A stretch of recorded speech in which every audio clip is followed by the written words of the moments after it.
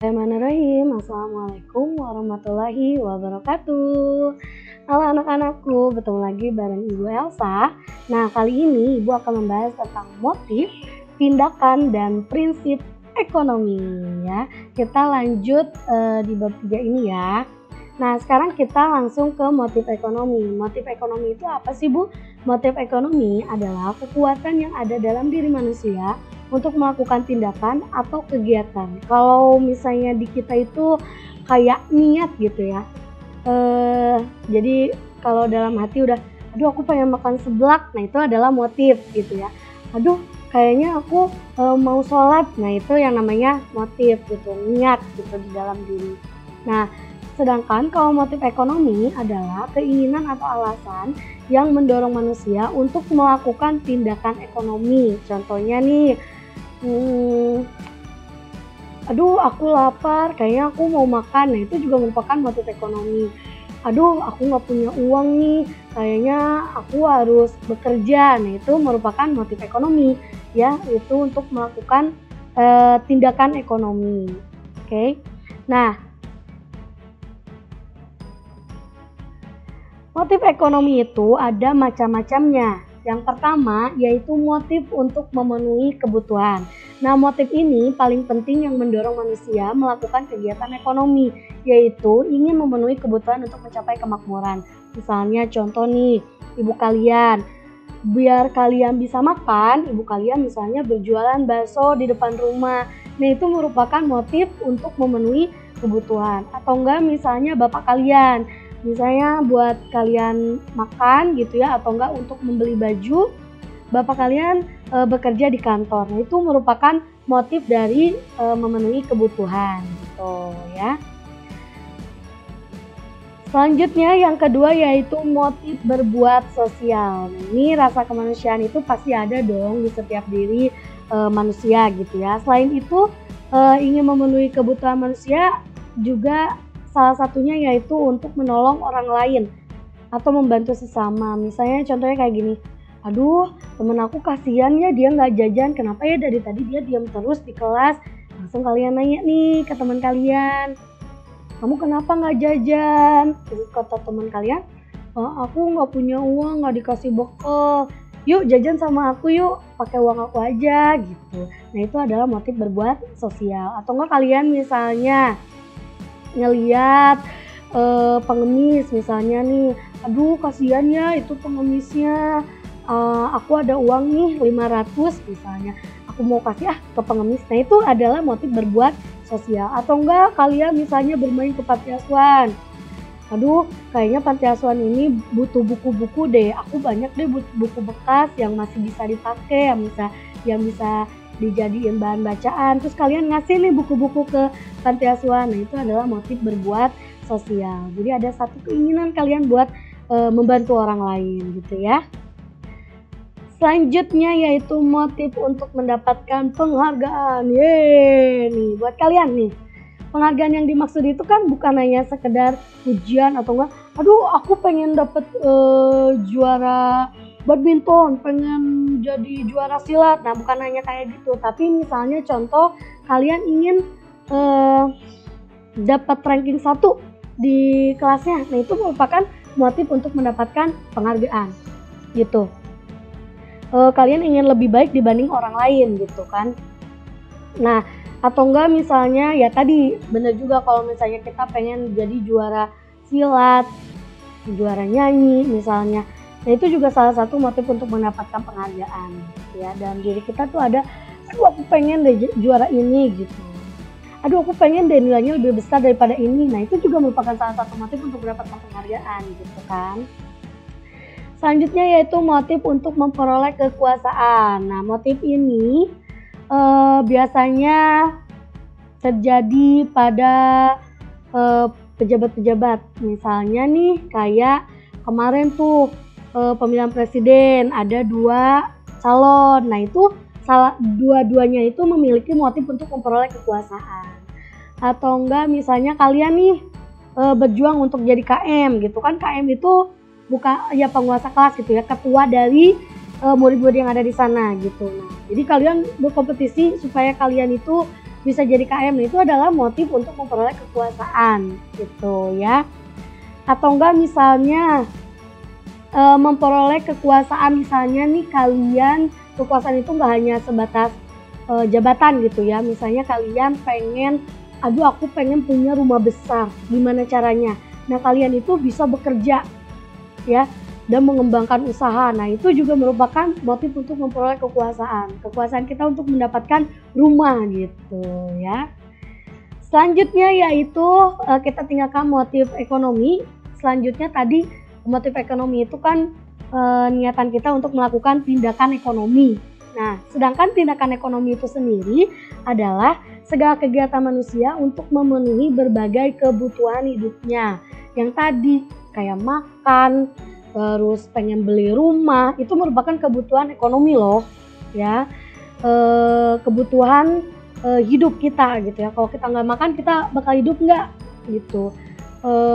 Kalau kita misalnya nggak punya rumah, hanya tidur di bawah terik matahari, kita kehujanan, kepanasan, ya kita nggak akan langsung mati ya. Kita mati mah ya gitu mah gimana Allah, cuman nggak akan, kalau misalnya secara logika itu nggak akan langsung mati. Misalnya kita sakit dulu, udah sakit langsung mati gitu ya. Jadi ada salah satu keterkaitan di dalam hidup gitu. Kemudian tujuan dari tindakan ekonomis ini untuk mengendalikan agar pengeluaran tidak melebihi dari pendapatan ya. Kita harus seimbang nih antara pengeluaran kita dan pendapatan kita gitu. Nah, sekarang kita berlanjut ke prinsip ekonomi. Ada 4 pengertian dari prinsip ekonomi. Yang pertama yaitu prinsip ekonomi ini adalah usaha untuk mendapatkan hasil tertentu dengan pengorbanan yang sekecil mungkin. Yang kedua, prinsip ekonomi adalah dengan mengorbankan yang kita keluarkan untuk mendapatkan hasil sesuai dengan yang kita harapkan. Ketiga, prinsip ekonomi adalah berusaha dengan alat yang tersedia untuk memperoleh hasil yang maksimal. Yang keempat, prinsip ekonomi adalah dasar berpikir manusia yang digunakan untuk melakukan tindakan ekonomi. Kalau yang menurut Ibu yang paling mendekati prinsip ekonomi adalah pengertian yang pertama, yaitu usaha untuk mendapatkan hasil tertentu dengan pengorbanan yang sekecil mungkin. Biasanya prinsip ekonomi ini lebih ke memilih mana yang lebih murah, mana yang lebih menguntungkan untuk kita. Itu dinamakan prinsip ekonomi gitu ya. Nah, bahkan di dalam dunia usaha, prinsip ekonomi ini berhubungan dengan sebutan efektif dan efisien. Efisien itu adalah kegiatan yang dilakukan tepat untuk mencapai target tertentu dan efektif. Artinya apa yang dilaksanakan itu benar, jadi nggak mubazir ya, nggak kesana kemari, tapi ada satu tujuan gitu. Nah, prinsip ekonomi baik sekali digunakan dalam segala kegiatan ekonomi, baik kegiatan produksi, distribusi, ataupun konsumsi. Nah, contohnya nih dari prinsip ekonomi, misalnya seseorang, misalnya si Udin mau membeli sepatu di toko A seharga 150.000. Sedangkan di toko B dia itu bisa membeli sepatu seharga 149.000. Dan di toko C dengan sepatu yang sama, dengan kualitas yang sama, ini semua A, B, C, D ini sepatunya sama ya, dengan kualitas yang sama. Nah, kalau di toko C ini harganya 149.500. Meskipun bedanya tipis banget ya. Ada yang beda cuman gope, ada yang bedanya 1.000. Tapi dengan berdasarkan prinsip ekonomi, maka si Udin akan memilih toko B. Karena toko B ini menjual sepatu lebih murah ketimbang toko A dan toko C, yaitu seharga 149.000. Bukan kecil banget Bu, pirage gope Bu. Bukannya pira, tapi kalau prinsip ekonomi itu gitu. Jadi dia akan lebih memilih toko mana yang lebih murah dibandingkan toko yang lain gitu, dengan kualitas yang sama gitu. Nah, biasanya orang yang berpedoman pada prinsip ekonomi ini selalu melakukan pertimbangan-pertimbangan sehingga pengorbanannya itu dapat memperoleh hasil yang maksimal gitu. Kan lumayan nih 1.000-nya buat cilok misalnya, 1 tusuk gitu. Lumayan kan gitu. Nah, contoh penerapan prinsip ekonomi. Contoh penerapannya itu kita pertama yaitu dalam kegiatan produksi. Di antaranya yaitu yang pertama menggunakan bahan mentah atau bahan baku dengan mutu yang baik. Biasanya kalau misalnya mutunya yang baik, kualitas yang baik itu biasanya nggak usah 2 kali atau 3 kali kerja gitu biasanya ya. Atau enggak misalnya nih kalian misalnya mau bikin mau nulis, misalnya kalian mau nulis di kertas yang harganya 1.000, 2.000 misalnya. Nah biasanya yang lebih bagus itu kan di harga 2.000. Kalau yang 1.000 misalnya cepat sobek, aduh udah capek-capek nulis, sobek misalnya gitu. Nah itu karena kualitasnya itu nggak baik gitu ya. Kemudian selanjutnya itu mendirikan tempat usaha yang dekat dengan bahan mentah atau bahan baku. Biasanya nih si biaya angkutnya itu bisa lebih murah gitu. Misalnya kita mau bikin usaha baju, kita diamnya di Cigonewah. Kan Cigonewah tuh bahan-bahan tekstil gitu ya. Nah itu biasanya lebih murah ketimbang kita misalnya beli di Cianjur misalnya. Harus ongkos lah dan lain sebagainya gitu ya. Kemudian selanjutnya yaitu menggunakan tenaga kerja dengan upah yang murah. Biasanya nih ini biasanya dipakai sama produsen-produsen ya. Biasanya menggaji karyawan bisa sejahtera tapi dengan upah yang murah gitu ya. Dan terakhir yaitu harus selalu hemat dalam biaya produksi. Jangan hambur kalau kata bahasa Sundanya ya. Jadi kalau misalnya kita mau bikin donat misalnya. Donat itu misalnya mau bikin 10, biaya bahan bakunya itu misalnya 1 kilogram tepung terigu. Nah kita nggak usah ngambur-hamburin misalnya jadi beli 2 kilo atau 3 kilo gitu. Jadi hemat aja dalam biaya produksi gitu. Nah selanjutnya yaitu contoh penerapan prinsip ekonomi dalam kegiatan distribusi ini. Misalnya contohnya yang orang-orang yang distribusi itu lebih ke kayak JNT, JNE gitu. Nah itu perusahaan-perusahaan yang melakukan distribusi gitu ya. Yang pertama yaitu menyalurkan barang dengan prinsip tepat sasaran, tepat waktu dan tepat tempat. Ini ada nih salah satu e-commerce ibu. Jadi pernah waktu itu ngirim barang ke dia udah bener nih ya, udah bener. Terus ngirim ke JNT-nya. Nah, kemudian di JNT itu ternyata dia salah tempel. Berarti tidak tepat sasaran dong, tidak tepat tempat juga gitu kan. Nah, akhirnya karena si barang customer A dengan customer B itu ketuker, akhirnya yang harus ganti rugi itu kan si JNT-nya. Nah, ini bisa mengaburkan biaya gitu. Alangkah lebih baiknya lebih teliti lagi dalam prinsip tepat sasaran, tepat waktu dan juga tepat tempat. Nah kalau lebih ke tepat waktu, lebih ke orang-orang tuh bakalan sering pakai misal contohnya JNT gitu, karena JNT itu lebih cepet loh gitu. Nah jadi untuk mempertahankan customernya gitu. Nah selanjutnya menempatkan perusahaan di antara produsen dan konsumen. Nah jangan jauh-jauh nih, kita misalnya ngebuka cabang JNE, ternyata tempatnya itu jauh banget, misalnya daerah Rancamanyar misalnya. Kan di Rancamanyar tuh jarang nih ada produsen-produsen misalnya gitu. Nah itu bisa tidak tepat gitu, tidak tepat prinsip ekonominya gitu ya. Selanjutnya itu memberikan layanan dengan baik. Nah, sekarang nih buat adik-adikku tersayang gitu ya, anak-anakku tersayang.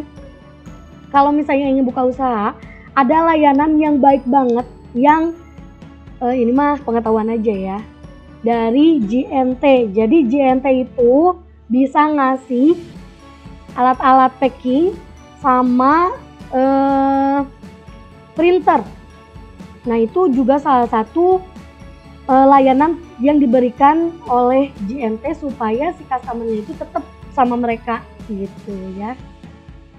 Dan terakhir yaitu menggunakan sarana distribusi yang murah. otomatis harganya harus murah, murmer. Biasanya kalau misalnya kita antara JNE, JNT, biasanya lah kita lebih beli ke JNE ya. Karena JNE itu lebih murah meskipun harganya cuma 1.000. Tapi kalau kita pengen lebih cepat, itu biasanya lebih ke JNT gitu. Dan layanannya lebih baik biasanya JNT gitu. Tapi ya tergantung sih, tergantung kalian sukanya yang mana. Atau misalnya kalian lebih, pengen yang lebih murah lagi, misalnya beli 3 kilo tapi bayar sekilo, yaitu si cepat gitu. Bisa gitu ya. Nah itu salah satu keunggulan yang dimiliki oleh si perusahaan-perusahaan itu gitu ya. Dan yang terakhir yaitu dalam kegiatan konsumsi. Nah ini cocok untuk kita gitu ya, cocok untuk kita yang sebagai konsumen gitu ya. Yang pertama yaitu membeli barang dengan memilih terlebih dahulu, memilih yang lebih bagus ya.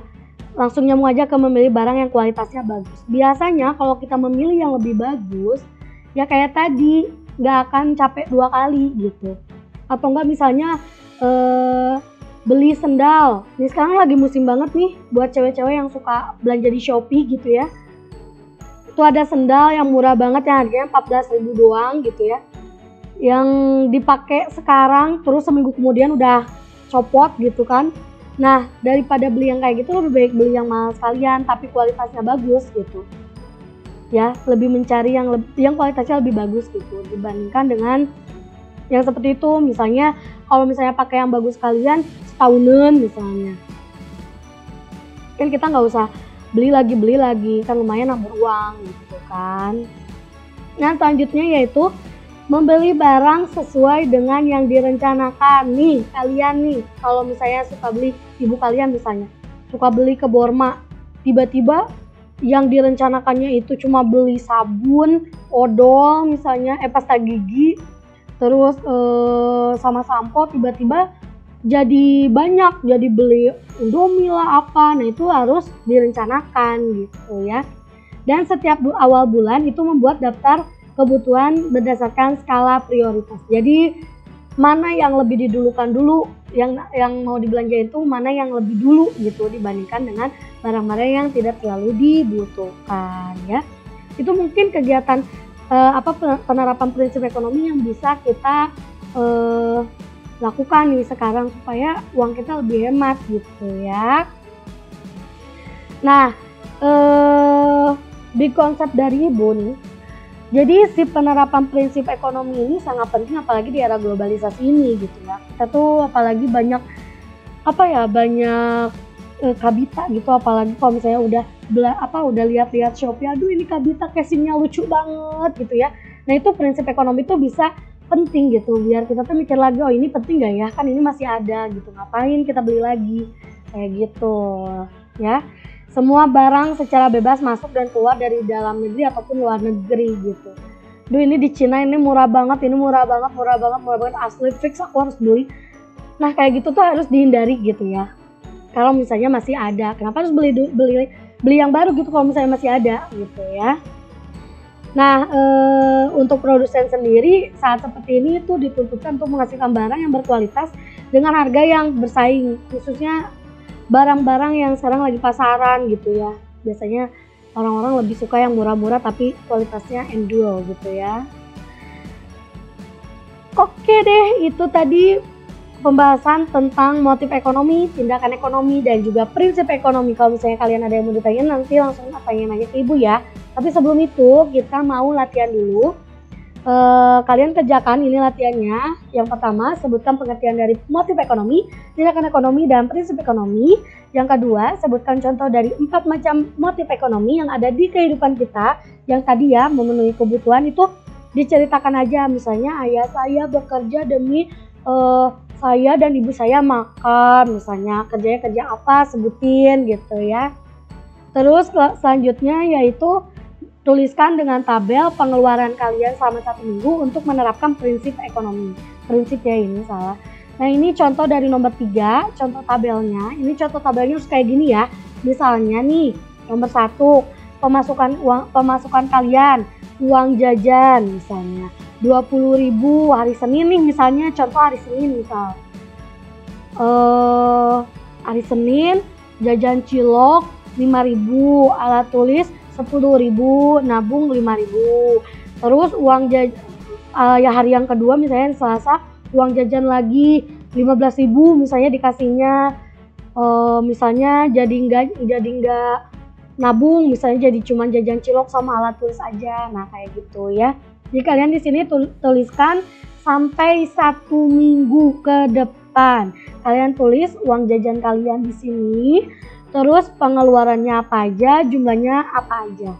Nanti di ending, di terakhir, di sini kalian jumlahkan pemasukan kalian dan jumlahkan pengeluaran kalian.